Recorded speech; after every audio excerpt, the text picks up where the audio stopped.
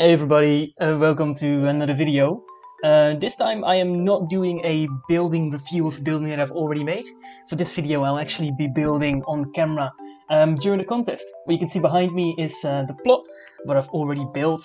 Right now it's really just some measurements and that would be a little bit boring to put down, so I figured I'd just go ahead and whip this up in a couple minutes. But what I will be doing in this video is doing a mixture of some sped up building on camera and really showcasing sort of step by step how I go about making a plot, from the start. And the contest that's currently going on is a really good way to do that, I think. This will be a mini video series, so to say, so you're currently watching part 1, and part 1 will include everything from week 1. And the contest this time is 3 weeks long, so by the end there will be 3 videos showing how I make this plot.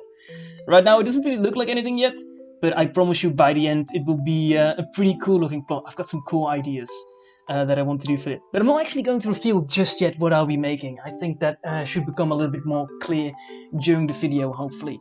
So without further ado, let's get into some building. We are jumping right into this video with a time-lapse. I recently figured out how to speed up the footage that you're seeing right now in my video editing software program. So I figured a time-lapse would be a great way to introduce some building on camera to the channel. Now what you're seeing is roughly a real-time period of 45 minutes condensed into a clip of only a couple minutes. And I am building a human torso. Now, this organic is a lot smaller than what I would usually make. Normally I make the organics a lot bigger. And there are a couple of key differences when it comes to building small-scale organics and large-scale organics. Most notably is the usage of half slabs and also of stair blocks in order to give more shape to your organic.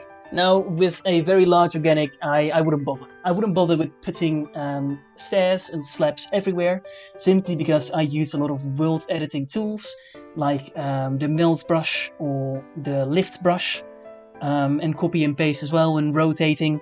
And when you're using these building tools from World Edit or Voxel Sniper with slab blocks and stair blocks, they usually turn out really clunky. It doesn't look good. These programs have a lot of issues with placing these blocks organically, so I usually don't bother. However, when you're making a small organic, if you don't use these blocks, the organic is going to look very, blocky, basically. Even though it's Minecraft, we don't want the organic to look very blocky, we want it to look organic, it's in the name. So I go all over and I smooth out the shape with these half slabs and with these stair blocks. Now, I do use these as well on bigger organics, but only in key areas that really need a detail. For example, if I were to make a human organic that's 4 times as big as this one, I would use stair blocks and half slab blocks, specifically in the face, for the facial features, as well as for the hands, because those areas are areas that really require the extra detail, lots of digits, lots of facial features, so that's why I would recommend using them.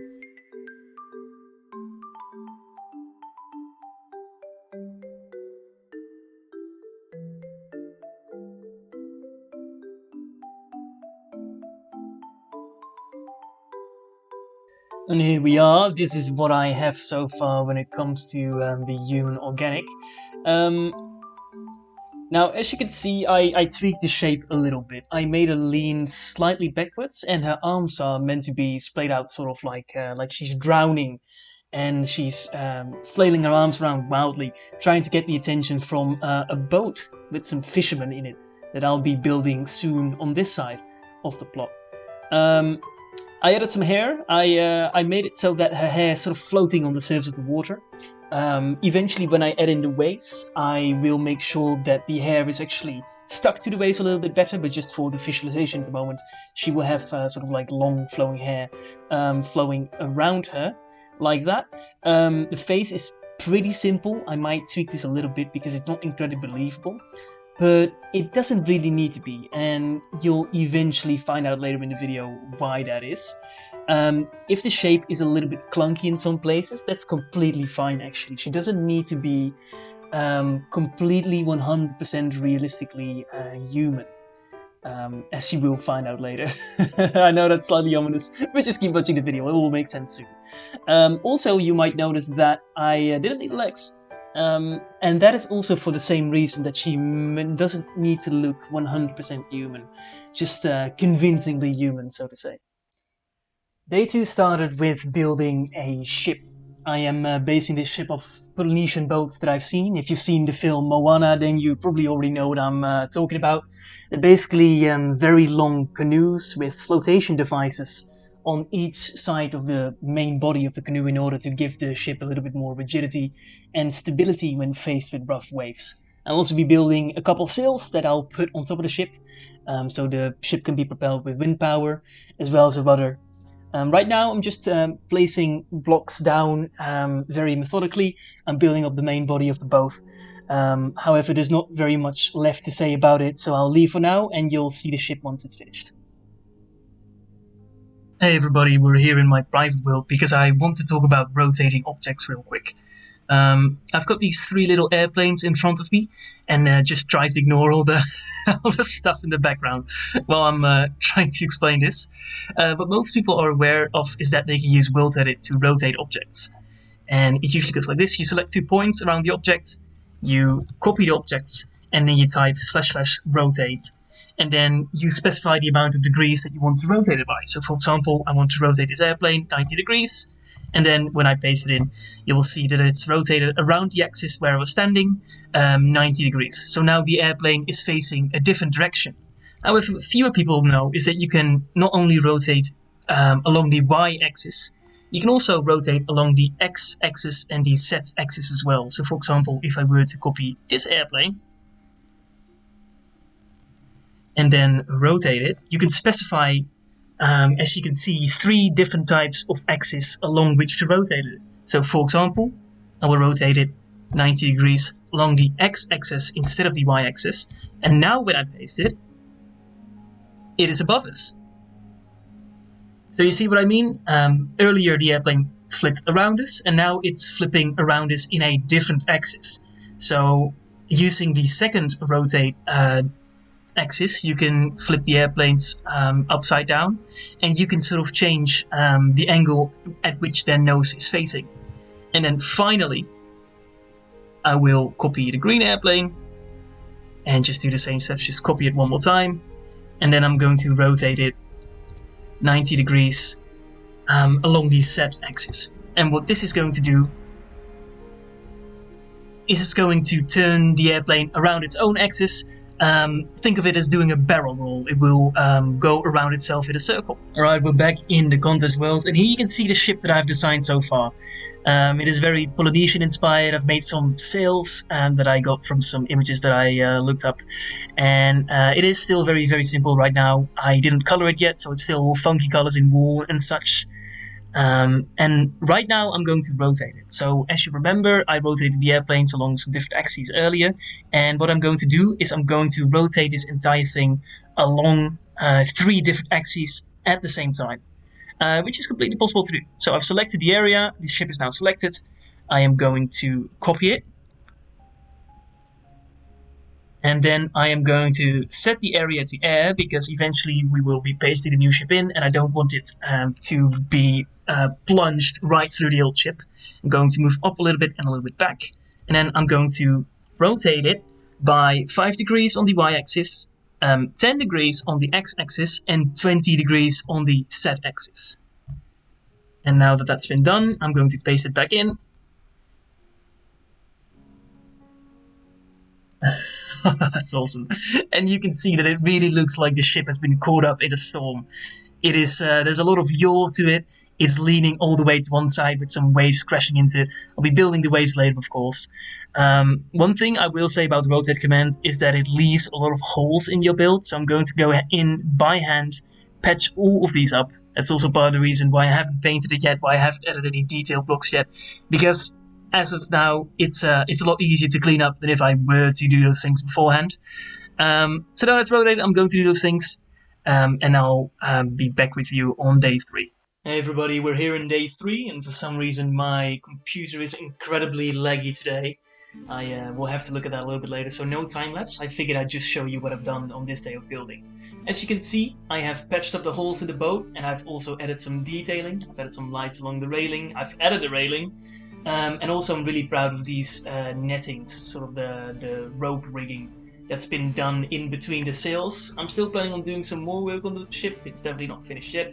I would have put a nice motif on the sail and something like that. Put some more items in the boat, some barrels. And what I'm also working on is 2 fishermen. I want 1 fisherman at the rudder, and I want 1 in the front of the boat reaching out to the woman in the water. And this is what I'm currently doing to him. He's sort of like leaning on the balustrade at the moment, stretching out 1 arm. But this is very much a work in progress. I need to do his legs, I still need to do his head, and then give him clothing as well, of course. So that's all work in progress, but it's coming along really nicely. I put in the colors, and I think it looks pretty nice as of now. What I've also been doing is this, down here. Now, you might not be able to directly see what it is. It's going to be an animal. I'll just tell you, it's going to be an anglerfish. So the front side is over here, this is the mouth, and you're looking at it diagonally. So I'm going to flip this one side over to the other side to create some symmetry in the animal. And here's the big mouth. I'm going to put in a bunch of teeth. And then this is where its head is, and its big pot belly, and then the final tail stump is going to be here. And I'm going to be adding a whole bunch of detail to him. Some fins, some teeth, some eyeballs, and also a bunch of spots that light up, because I want the ocean to be pretty dark and grimy a little bit.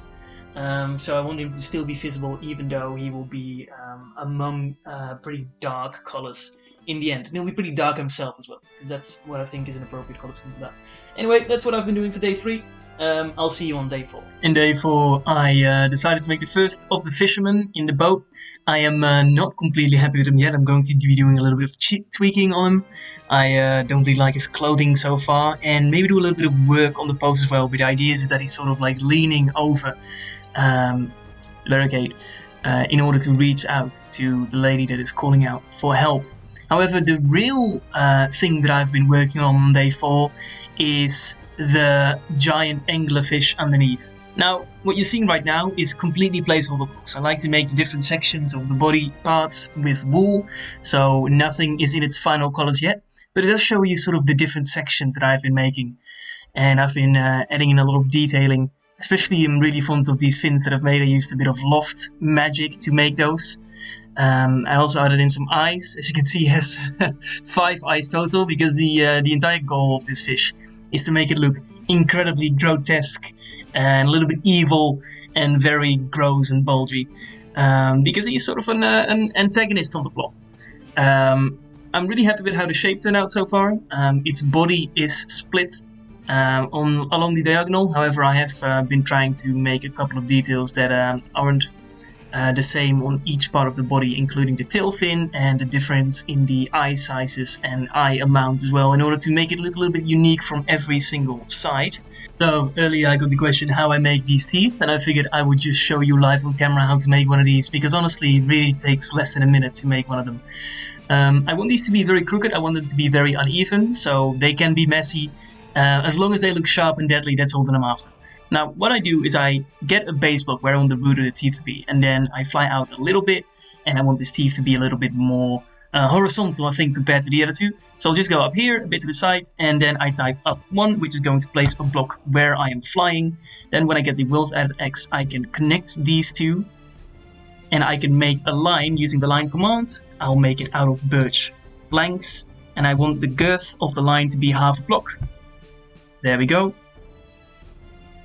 Now what I do now is I get the birch planks, the full block, and I make it a little bit thicker, seemingly randomly, connect them up a little bit so they're not completely floating, and I pay particular attention to the root of the teeth, where it is connected into the gums, because the base of the teeth is usually a little bit thicker compared to the point. We want it to be ending in a sharp tip. Now, after I've built up the base a little bit, I go in with some stairs and planks in order to make the shape a little bit more refined. Really, there's no method to this. I just sort of click until it looks good. I can break that, turn that into a point, and there we go. That's how easy it is to make a tooth, at least on this scale. Now, what I've done on these two is I made a little bit of a plaque build-up using a different color block, in this case oak planks. So what I can just do is I can break these, and I can replace them and make it look like this fish has got some rotting teeth, which undoubtedly it would have, living on the bottom of the ocean and eating nothing but, well, unfortunate fishermen all day. And there we go, that's how easy it is to make a tooth. Hey everybody, on day 6 I finished the teeth of the fish, and I also painted the fish, which is what you are watching right now. This is really basic. I'm basically just using world editing brushes to overpaint the different sections of the fish that I've marked out in different wool colors earlier, and you're just watching this progress right now. There's really not much more to explain, so I'm just gonna let the music run for a little bit and let the time run for a little bit, and I'll see you on day 6.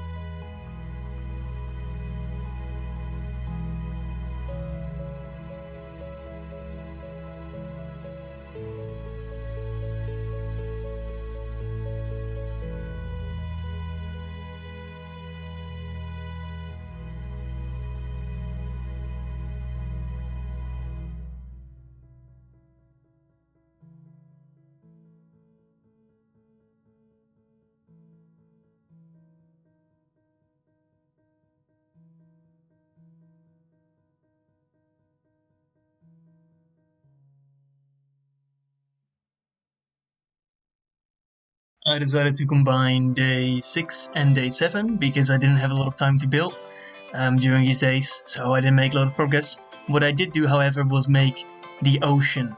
So you can see that I decided to go for glass to make the waves.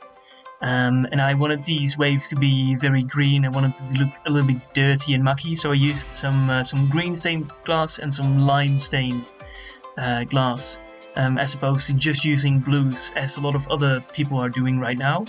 I made these waves using Loft. I will put an image on the screen showing you how crazy the Loft command was. I couldn't record it. It actually kicked me from the server twice because I connected 120 points using Loft in order to make these waves. But at the end they turned out pretty nice. I did do some hand smoothing because Loft does make them very smooth, and I wanted them to be a little bit more rough. So I went over them with Go Brush to lift them up, and then I melted them down with the Melt Brush from Foxel Sniper, and then I went over them by hand, so it took me like 4 hours to make these waves, including the painting, but in the end I'm really happy with them.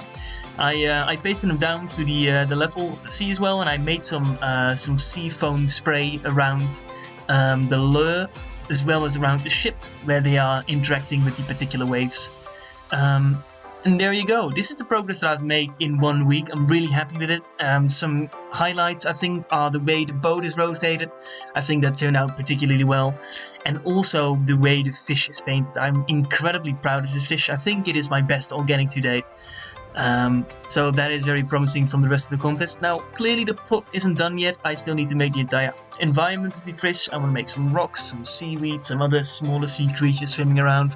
I want to make a second fisherman sitting in the back of the boat, and I want to tweak the waves a little bit. I'm not completely 100% happy with them. I might change the colors up slightly, to make them a little bit more lime green. It does look like an algae infection has taken over this entire ocean part. So we'll see about that.